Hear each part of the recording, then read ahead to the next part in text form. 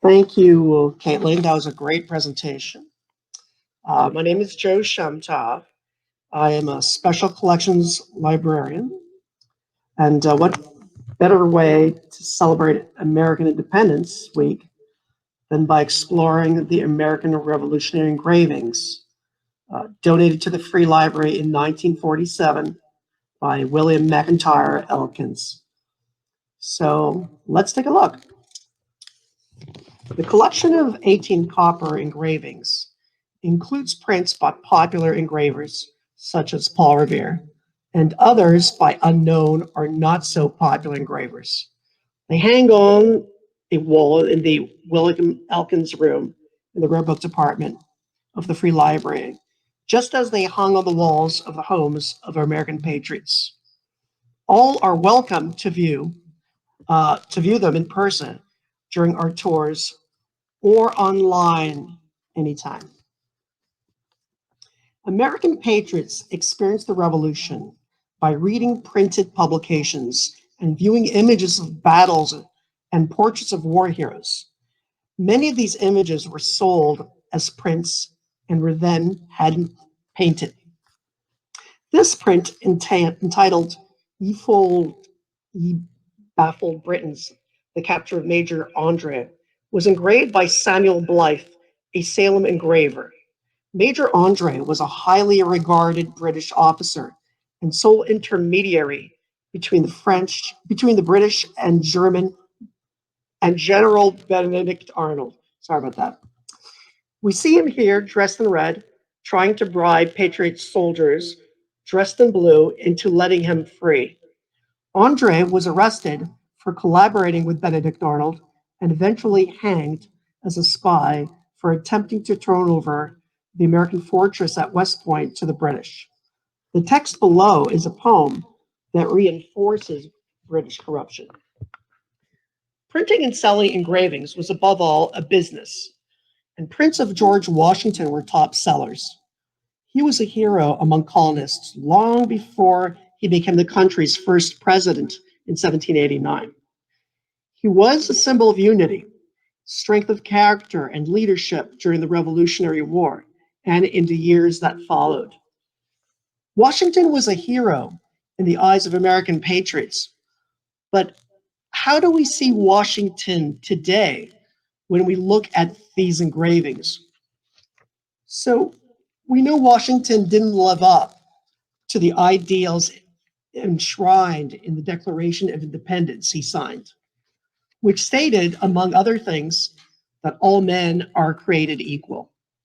Although he was anti-slavery, he owned hundreds of enslaved people. In fact, his enslaved people were only released after his death. As president, he may have supported abolition, but his primary objective was to appease Southern slave-owning states into joining the Union. And while he lived in Philadelphia, Washington found creative ways to circumvent the Pennsylvania Gradual Abolition Act that automatically freed slaves 28 years and older who moved to this state and lived there for more than 6 months. He did this by rotating his slaves living in Philadelphia before they reached the 6 month mark. Also, it was in Philadelphia that Oni Judge Staines and Hercules' uncle Harkless Posey escaped from Washington, and that Washington tried unsuccessfully to recapture them. This engraving, titled The True Portraiture of His Excellency George Washington, portrays Washington in 16th century Roman armor. Roman dress symbolized military strength. While the British surrender in Yorktown did not officially end the war because the war ended with the Treaty of Paris in 1783, most Americans consider the British surrender in Yorktown as the last major engagement of the American Revolution. This engraving, titled Lord Conwallis surrendering his sword to General Washington, is totally misleading. Cornwallis is not depicted in the engraving, and Washington did not accept the sword of surrender. As the story goes, Cornwallis claimed he was sick and sent Charles O'Hara, pictured here, to deliver the symbolic sword to Washington. Sensing he would be snubbed, Washington appointed General Benjamin Lincoln, seen on the right, to accept the sword of surrender instead of him. But Washington is still present as he stands in the middle between O'Hara and Benjamin Lincoln. We're familiar with Paul Revere as a member of the Sons of Liberty, the militant organization that fought for the rights of Americans and against the abuses of the British government. Some may also know that Revere made a living as a silversmith and even as a part-time dentist. But we forget that he also made a living as an engraver. His most famous engraving, and maybe the most iconic image of the American Revolution, is the Bloody Massacre, more commonly known as the Boston Massacre. The engraving commemorates one of the most important events leading up to the American Revolution. It depicts the incident that occurred on March 5th, 1770, when a belligerent mob of angry Bostonians confronted British soldiers in protest of a series of unfair tax legislation levied upon them by the British. British soldiers responded by firing into the crowd of protesters, killing 5. Revere's print was printed only 3 weeks after the event took place.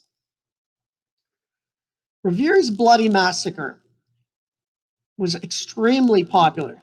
About 400 were printed and about 200 survive, primarily because colonists cared for them dearly.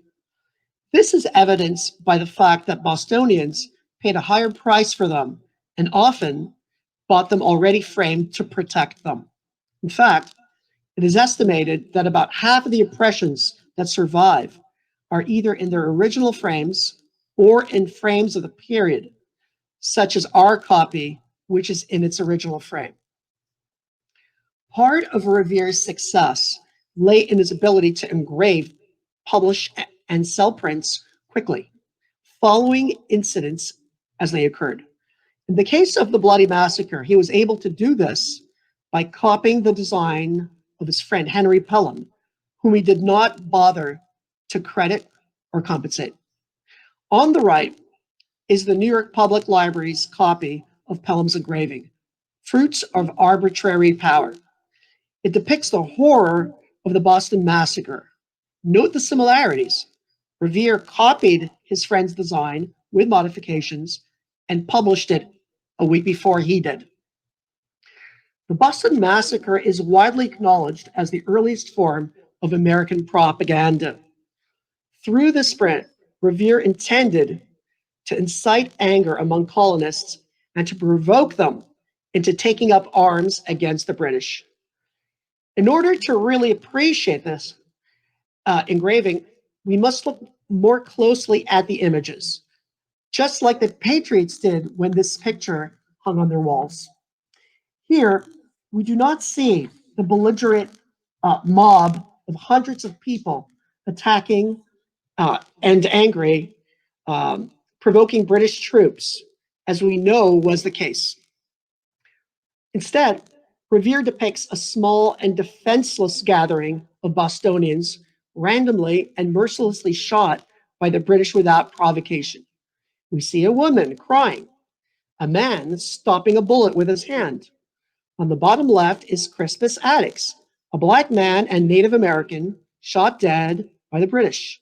He would later be championed by the abolitionist movement for his heroic role in the American Revolution.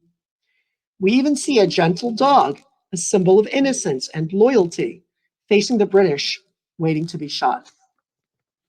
Firing on these helpless people are the British, dressed in red, matching the red blood spilled throughout.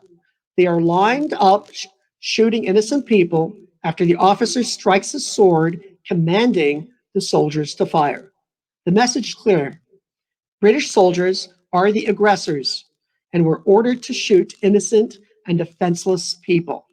Some soldiers appear to be having fun, like the one on the far left.